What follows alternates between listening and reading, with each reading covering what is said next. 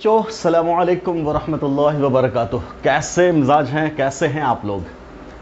मैं हूं यासिर मुमताज़ और ये है हमारा यूट्यूब चैनल इनलाइटन क्लासेस। आप सबका पुरखुलूस वेलकम है, इस्तकबाल है, स्वागतम है इस चैनल पे हमारे। आज मैं एक इम्पॉर्टेंट अनाउंसमेंट करने वाला हूं आपसे कि अभी तक हम लोगों ने थ्योरेटिकल चीज़ें बहुत कुछ पढ़ी हैं, है ना। तो आज से मैं आपके लिए क्वेश्चन वाइज सीरीज़, इनफैक्ट एक अच्छी किताब है MS चौहान, है ना, बहुत ही स्टैंडर्ड बुक है। इनफैक्ट अगर जो बच्चे IIT की तैयारी सच में कर रहे हैं, सच में अगर उनका टारगेट IIT JEE है और ऑर्गेनिक केमिस्ट्री में अगर आपको कोई भी प्रॉब्लम है, तो मैंने थ्योरेटिकल लेक्चर्स तो अच्छे खासे अपलोड किए हैं, अभी भी वो प्रोग्रेस में हैं, वो चल ही रहे हैं, है ना, वो साथ साथ चलता रहेगा, ठीक है। और यहाँ से हम क्वेश्चंस की सीरीज़ लेकर के आए हैं, that is called solution of MS Chauhan book, ठीक है। तो अगर आपकी ऑर्गेनिक केमिस्ट्री में प्रॉब्लम्स हैं, अगर आप जूझ रहे हैं ऑर्गेनिक केमिस्ट्री से कि साहब हमें दिक्कत आ रही है, तो मैं हूं आपके लिए मेंटरशिप करने के लिए तैयार, ठीक है।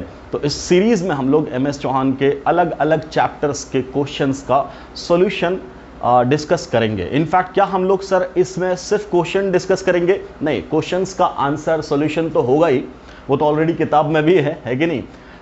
तो हम लोग क्या करेंगे यहाँ पे, इनफैक्ट हमने क्यों ये सीरीज स्टार्ट की है, तो ऑर्गेनिक केमिस्ट्री में जहाँ दिक्कत है आपको, तो कॉन्सेप्चुअल एनालिसिस के साथ क्वेश्चंस करेंगे हम लोग इसमें। इससे फ़ायदा क्या होगा सर? इससे सबसे बड़ा फ़ायदा ये होगा आपका कि आपके ऑर्गेनिक केमिस्ट्री के सारे कॉन्सेप्ट्स रिवाइज हो जाएंगे, है ना। फिर आप IIT के लिए बिल्कुल फुल कॉन्फिडेंस के साथ तैयार होंगे। जब आप वहाँ जाएंगे तो होपफुली आपके जितने भी क्वेश्चंस आएंगे सामने, वो बहुत आसानी से आप टैकल कर पाओगे। कैसे? बिकॉज आप कॉन्सेप्चुअली बहुत ही ज़्यादा इम्प्रूव्ड हो चुके होंगे, इन्हांस हो चुके होंगे। तो आपको क्वेश्चंस देख करके ही लगेगा कि हम इस टाइप के क्वेश्चंस तो पहले हैंडल कर चुके हैं, है कि नहीं। एक एडवांसमेंट जब कॉन्सेप्ट में आ जाता है बच्चों के, थ्योरेटिकली भी और क्वेश्चन वाइज भी, तब टेस्ट को हैंडल करना, क्वेश्चंस को हैंडल करना एग्जाम में बहुत ही आसान हो जाता है ना। तो आज हम शुरू कर रहे हैं MS चौहान बुक के सॉल्यूशंस, है ना। ये किताब है बहुत ही हिट है मार्केट में, है ना।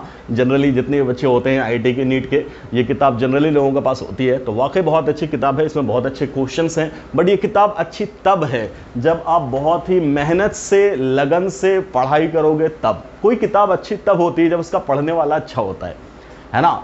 वरना किताबें तो बहुत सारी हैं, क्लियर। तो अगर आप अच्छे से पढ़ोगे, मेहनत से पढ़ोगे, कंसिस्टेंटली पढ़ोगे, जैसे मैंने क्वेश्चंस यहाँ कराए, उसको आप कायदे से देखोगे, है ना। फिर जहाँ डाउट्स अगर आ रहे हैं कमेंट सेक्शन में पूछोगे, एक इंटरैक्शन रहेगा, 2 वे प्रोसेस रहेगा सीखने और सिखाने का, तब हमारा इससे फ़ायदा होने वाला है। अदरवाइज हम कितने भी अच्छे लेक्चर्स बना लें, उससे कोई फ़ायदा होने वाला नहीं है। जब आप लग करके पढ़ेंगे तभी आपका बेनिफिट होगा, क्लियर। तो जिस सीक्वेंस में, जैसे ये सीक्वेंस यहाँ बना रखा है इन्होंने चैप्टर वाइज का, तो इसमें जो सीक्वेंस है उसमें पहला है अपना जनरल ऑर्गेनिक केमिस्ट्री, उसके बाद है आइसोमेरिज्म, उसके बाद ग्रिग्नार्ड रिएजेंट के ऊपर क्वेश्चंस हैं, फिर हाइड्रोकार्बन में alkane, alkene, alkyne and so on. इसी सीक्वेंस में हम लोग क्वेश्चंस को करेंगे डिस्कस, और उसके पीछे के कॉन्सेप्ट्स को भी करेंगे हम लोग डिस्कस। जो थ्योरी में कॉन्सेप्ट पढ़ा दिया वो तो अलग है ना। इन क्वेश्चंस में जो भी कॉन्सेप्ट अप्लाई हो रहा है उसको अप्लाई करना भी हम आपको सिखाएंगे, है ना, कि कैसे ये क्वेश्चन डिस्कस किया कर सकते हैं हम लोग, कैसे इस क्वेश्चन को सॉल्व करेंगे, कौन सा कॉन्सेप्ट अप्लाई हो रहा है ना। तो उन सारे कॉन्सेप्ट्स का एप्लीकेशन भी यहाँ आएगा, क्लियर। तो जिन्होंने बहुत अच्छे से पढ़ रखा है उनको तो बहुत ही ज़्यादा मजा आने वाला है, जिनका थोड़ा बहुत कम भी है तो उनका कॉन्सेप्चुअल एनालिसिस स्ट्रांग हो जाएगा यहाँ से। जो बच्चे पढ़ करके बैठे हैं थ्योरी, उनका कॉन्सेप्चुअल एनालिसिस रिविजन हो जाएगा, और जिनके लिए ये पहली बार है उनके नए नए कॉन्सेप्ट सीखने के मौके हैं, ठीक है। जो बच्चे IIT की तैयारी कर रहे हैं, स्पेशली IIT के लिए, उनके लिए ये सीरीज बहुत ही ज़्यादा बेनिफिशियल होगी। बट बेनिफिशियल तो JEE मेंस वालों के लिए भी है, और जो सिंपल बीटेक वगैरह जैसे AMU बीटेक की तैयारी कर रहे हैं उनके लिए भी है, और जो नीट के एस्पिरेंट है उनके लिए भी है। बिकॉज सब्जेक्ट तो सबके लिए वही है, सब केमिस्ट्री तो वही है सबके लिए, ऑर्गेनिक केमिस्ट्री तो वही है सबके लिए। हाँ, हाई लेवल के क्वेश्चंस जो हैं वो ऑब्वियसली IIT में पूछे जाते हैं। तो IIT वालों के लिए ये सीरीज बिल्कुल एकदम बेहतरीन, ज़बरदस्त सीरीज है ना। चलिए कोई नहीं, बातें होती रहेंगी बीच में। सो हम लोग शुरू करते हैं अपना पहला चैप्टर दैट इज जीओसी का लेवल 1 और इसमें क्वेश्चंस, तो इसमें थोड़ा सा मेरे लिए डिफिकल्टी है ना, एडवांसमेंट चीजें नहीं हमारे साथ, लेकिन कोई नहीं, हम इस बोर्ड पे कुछ क्वेश्चंस लिखेंगे, 1 क्वेश्चन 2 क्वेश्चन 3 क्वेश्चन, जितने भी क्वेश्चन इस पे आ जाएं उतने का हम डिस्कशन करते चले जाएंगे, है ना, पॉज लेता चला जाऊंगा, मैं क्वेश्चंस लिखता जाऊंगा, आपके सामने डिस्कशन करता जाऊंगा। तो आप इस सीरीज से फायदा उठाओ, भरपूर फायदा उठाओ, आपके जितने भी दोस्त हैं उनसे आप ये सीरीज शेयर कर सकते हैं ताकि ज्यादा से ज्यादा बच्चों का फायदा हो सके। चलिए, so let's start with the first question of this series. पहला क्वेश्चन है आपके सामने, क्या है सवाल में, how many 2 degree hydrogen atoms are present in the following compound. अब आपके सामने जो कंपाउंड है वो है ये है कंपाउंड। अब इसमें पूछा 2 डिग्री हाइड्रोजन एटम्स कितने हैं। तो सबसे पहली बात, सवाल है, हम सिर्फ इसका आंसर नहीं लिख रहे, हम पहले आपको यह समझाएंगे कि 2 डिग्री हाइड्रोजन एटम कहते किसको हैं। तो उसके लिए आपको सबसे ये पहले समझना पड़ेगा कि 2 डिग्री कार्बन एटम क्या होता है ना, डिग्री ऑफ कार्बन एटम क्या होता है। तो बहुत ही सिंपल कॉन्सेप्ट है बच्चों, क्या है कि अगर कोई कार्बन एटम सिर्फ एक कार्बन एटम से जुड़ा है, तब इस कार्बन की डिग्री क्या कहलाएगी, 1। ऑब्वियसली इसकी भी डिग्री यहां क्या कहला रही है, 1। अगर यही कार्बन एटम 2 कार्बन एटम से डायरेक्टली जुड़ा है, तब इसकी डिग्री क्या हो जाएगी, 2। क्लियर। अगर ये 3 से जुड़ा हुआ है, तब इसकी डिग्री क्या कहला जाएगी, 3। और जब ये 4 से जुड़ा रहेगा, तब इसकी डिग्री क्या कहलाएगी, 4। ये सिंपल कॉन्सेप्ट है। तो आपको ये पता करना है इस कंपाउंड में जो अलग अलग कार्बन एटम्स हैं, जैसे ये कार्बन है, ये कार्बन है, ये कार्बन है, ये कार्बन है, ये कार्बन है, ये कार्बन है, ये कार्बन है, ये कार्बन है, ये कार्बन है, ये कार्बन है, टोटल 1 2 3 4 5 6 7 8 9 10 कार्बन एटम्स हैं इस कंपाउंड के अंदर। अब आपको यह पता करना है कि ये सारे कार्बन एटम की डिग्री क्या है। तो ऑब्वियसली क्या बोलोगे, मान लो पहला कार्बन एटम जैसे मैंने इसको चुना, तो ये कितने कार्बन एटम से जुड़ा, ऑब्वियसली 1 से और 2 से, है ना, क्लियर। ये कार्बन एटम 2 से, ये वाला कार्बन एटम 2 से। अच्छा, इस कार्बन एटम की बात करें तो ये इससे और ऊपर वाले से 3 से, तो इसकी डिग्री कितनी हो गई, 3। ये कार्बन एटम कितने से जुड़ा है, तब क्या बोलोगे, 1 से, 2 से और नीचे वाले से 3 से। क्लियर है, समझ मारी बात। तो अगर ये पूछता कि इस सिस्टम में कितने टाइप के कार्बन एटम है, तो हम बोलते 2 डिग्री और 3 डिग्री। क्या 1 डिग्री कार्बन एटम है, बोलते नहीं। कितने डिग्री, 2 डिग्री और 3 डिग्री। अच्छा, अब 2 डिग्री कार्बन एटम कौन सा है, तो इन दोनों को छोड़ के सारे ही 2 डिग्री हैं, पहली बात। क्लियर। अब हमसे कार्बन नहीं पूछा, हाइड्रोजन पूछा, तो जो 2 डिग्री से जुड़ा हुआ हाइड्रोजन है, 2 डिग्री कार्बन से जुड़ा हुआ जो हाइड्रोजन है, उससे हम लोग 2 डिग्री हाइड्रोजन बोलेंगे। 1 डिग्री कार्बन से जो हाइड्रोजन जुड़ा होता है उसे 1 डिग्री बोलते हैं। Clear. Primary, secondary, tertiary, quaternary, है कि नहीं, ठीक। तो आपसे पूछा what about secondary hydrogen atoms, so you have to find out those hydrogen atoms which are bonded to the secondary carbon atom. ठीक, तो सेकेंडरी कार्बन एटम, पहला इससे हाइड्रोजन जुड़ा, दूसरा इससे हाइड्रोजन जुड़ा, तीसरा इससे हाइड्रोजन जुड़ा, यहां हाइड्रोजन, यहां हाइड्रोजन, यहां हाइड्रोजन, यहां हाइड्रोजन, ये भी 2 डिग्री है, बट इससे हाइड्रोजन जुड़ा हुआ नहीं है सर। तो हाइड्रोजन कितने हैं 2 डिग्री, 1 2 3 4 5 6 और ये 7। कितने हैं, 1 2 3 4 5 6 7। So how many secondary hydrogen atoms are there, so answer will be 7। बोलो बच्चों, कोई प्रॉब्लम, कोई प्रॉब्लम। तो हमने इस क्वेश्चन में क्या किया, सिर्फ आंसर आपको नहीं बताया, क्या बोला, सबसे पहले आपको समझाया डिग्री क्या होता है, डिग्री में चारों डिग्री क्या होती है। क्लियर है, ये समझाया आपको, ठीक। फिर मैंने बोला कार्बन की डिग्री पता है तो हाइड्रोजन की भी डिग्री ढूंढ लेंगे। क्लियर, कोई इशू। तो इस सिस्टम में कितने टाइप की डिग्री है, 2 टाइप की डिग्री, सेकेंडरी और टर्शियरी। ये ऊपर वाला और नीचे वाला तो क्या है, टर्शियरी है, और बाकी सब क्या है, सेकेंडरी है। लेकिन बाकी सब के सेकेंडरी में से इस वाले सेकेंडरी से हाइड्रोजन नहीं जुड़ा है। अगर पूछता how many secondary carbon atoms, तब आंसर होता 8।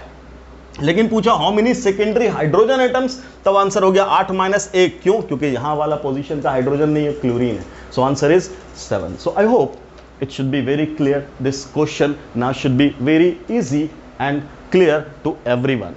बोलो बच्चों, क्लियर है। चलो ऐसे ही हम लोग दूसरे सवाल पे आते हैं। Second question is identify, question is identify which functional group, कौन सा functional group is not present in the following compound. ये है आपका कंपाउंड और इसमें पूछा कौन सा फंक्शनल ग्रुप प्रेजेंट नहीं है। ठीक, ऑप्शंस दे रखे हैं ketone, Easter, amide, ether. Clear, ठीक है। पहले हम देखते हैं इसमें कौन कौन सा फंक्शनल ग्रुप है। तो क्या बोलेंगे, ये फंक्शनल ग्रुप क्या है, तो बोलेंगे इधर भी कार्बन इधर भी कार्बन, कार्बोनिल, तो बोलेंगे कीटोन है। क्या है ये, कीटोन है। ठीक, अगर हम इसकी बात करें, ये ऑक्सीजन, इधर भी कार्बन इधर भी कार्बन, तो हम क्या बोलेंगे, इसको क्या बोलेंगे, ईथर। क्या बोलेंगे इसको, ईथर। ठीक, ये carbon double bond O CO और ये साथ में नाइट्रोजन, तो ये फंक्शनल ग्रुप कौन कहलाता, अमाइड। क्या कहलाता, बोलो, अमाइड। यहीं पे OR होता तब हो जाता ईस्टर, OH हो जाता तब होता एसिडिक, है ना, कार्बोक्सिलिक एसिड। तो कीटोन है, ईथर है, अमाइड है। क्लियर, कौन नहीं है, तो ऑब्वियसली एस्टर नहीं है। क्लियर, एस्टर क्या होता है, एस्टर होता है C डबल बॉन्ड OR, है ना, मतलब इस O से अल्काइल ग्रुप जुड़ा होना चाहिए, तब बोलते हैं इसको एस्टर। क्या यहां कोई है ऐसा ईस्टर, बोलेंगे नहीं। क्लियर, क्लियर, तो कौन सा नहीं है, एस्टर नहीं। ये था क्वेश्चन नंबर 2। ठीक, अब आइए क्वेश्चन नंबर 3 की तरफ। क्या बोला, मैं इसको पहले मिटा देता हूं ताकि आपको तीसरा क्वेश्चन क्लियरली विजिबल हो। समझ में आया ना आपको, चलो तो देखो तीसरा सवाल आप पढ़ते जाओ फटाफट, जब तक हम इसको मिटा रहे हैं जल्दी पढ़ लो। तीसरा सवाल क्या बोल रहा है, तो तीसरा क्वेश्चन आपसे कह रहा है correct energy profile for amine inversion and hybridisation of nitrogen atom in the transition state is, ये आपको दे रखा, अमीन फ्लिपिंग बोलते हैं इसको या अमीन इन्वर्जन बोलते हैं इसको।